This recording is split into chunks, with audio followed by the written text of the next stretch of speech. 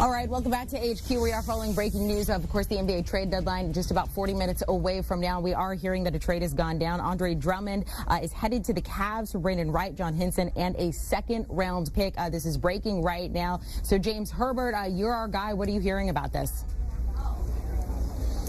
Well, I mean, the Pistons aren't doing this because they're in love with John Henson or Brandon Knight. Like, they're getting a second-round pick out of this. They surely went into this whole situation with Drummond hoping to get more than that, probably much more than that in any potential deal. I'm interested to know what preceded this. We all know Andre Drummond had that player option for next season, and I think Detroit was operating under the assumption that he was not going to pick that up, or they were going to trade him away, and then they would have cap space to use this coming summer. Maybe Drummond said, hey, I'm planning on picking up this option, and they said, well, I guess we'll trade you for a second-round pick. I don't know that. I'm just speculating, but I think this is certainly a disappointing return for Andre Drummond if you're Detroit's front office.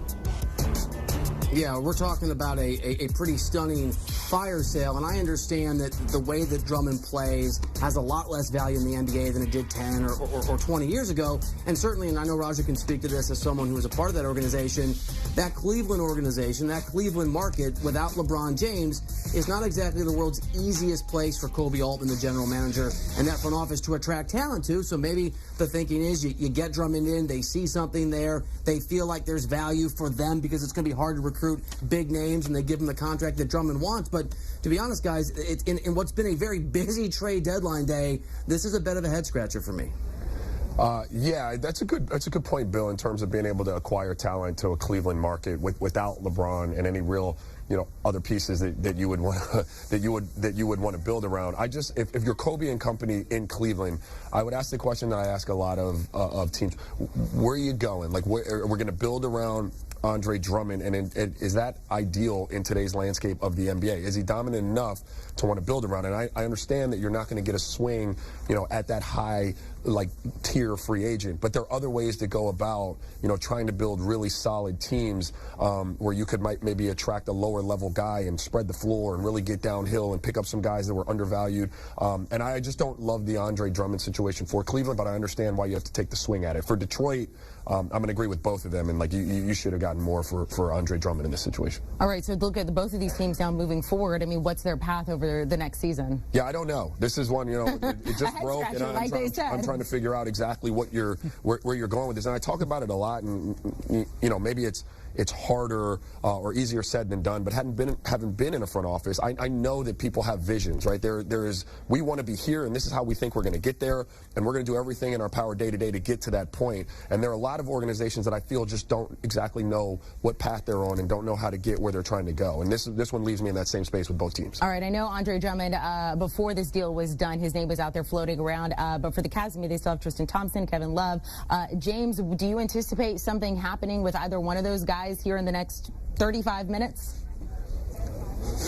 Well, I don't anticipate all those three sharing the court together. I imagine they're trying to move Tristan Thompson. They're trying to move Kevin Love. When you see this go down, you kind of wonder to yourself, do they have a trade that is in their back pocket that they're going to execute now? I don't know that is the case. I do know that this is essentially getting a free look at a guy, right? Like, if Drummond is going to opt out anyway, if he is not sure he wants to sign up for another year in Cleveland, then all it really cost the Cavs is a second-round pick. So I think the sort of counter to what Raja said, even though I don't disagree with it, the counter is just that the cost is so low.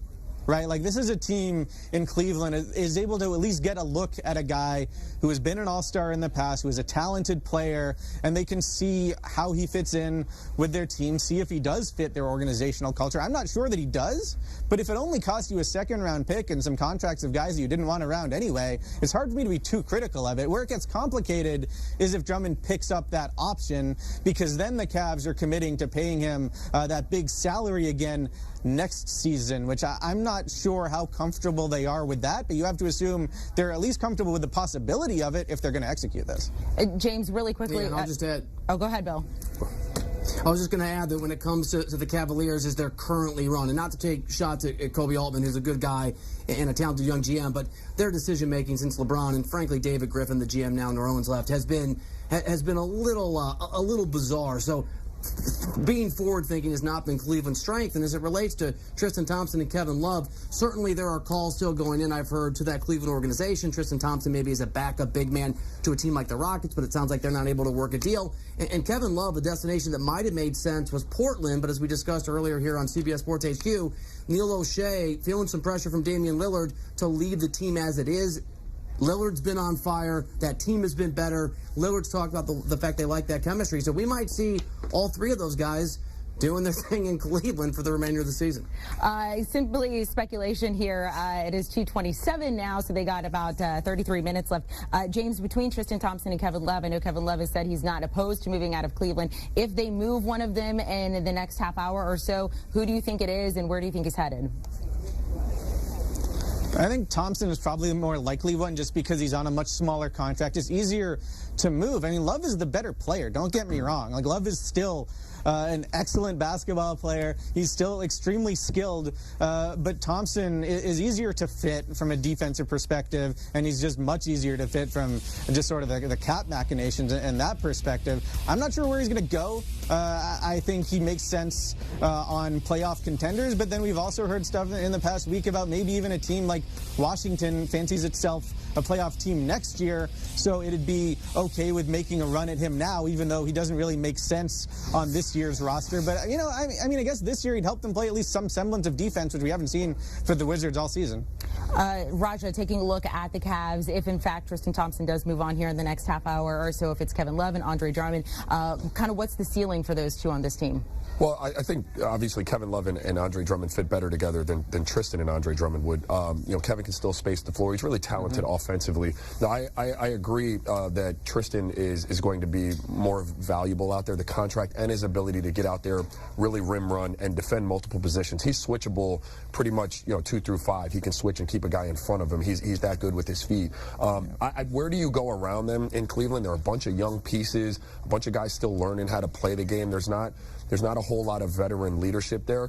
And offensively, you have to have guys that are seasoned and understand how to play with a traditional or more traditional big like Andre Drummond and a Kevin Love on the lift side. So that would require, you know, vets for the most part. And I think Beeline's still trying to figure out the NBA game too. So again, they're in a little weird, funky kind of spot here. If you keep all three of them, I really don't even understand how you get that done.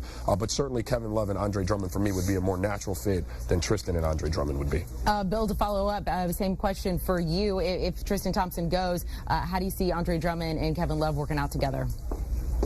I mean, as Raja said, it's a better fit, but it's not exactly a cornerstone to build a successful franchise around in Cleveland. We've seen that Kevin Love as the guy on a team in his Minnesota years and his Cleveland years does not translate to success, let alone making just making the postseason. And again, Andre Drummond's a guy who's got some attributes, but the game has moved away from him. I think those two guys together is more of the same in Cleveland without LeBron, which is to say losing a lot more games than they've won. And James, same thing for you. Looking at that team, and you talked about if Tristan Thompson moves on here, how do you see these other two working out? I mean, maybe they're trying to like set rebounding records or something. I don't really know. Like, Kevin Love at this point in his career is more of a center than he is a power forward anyway. Defensively, I don't really like that tandem at all.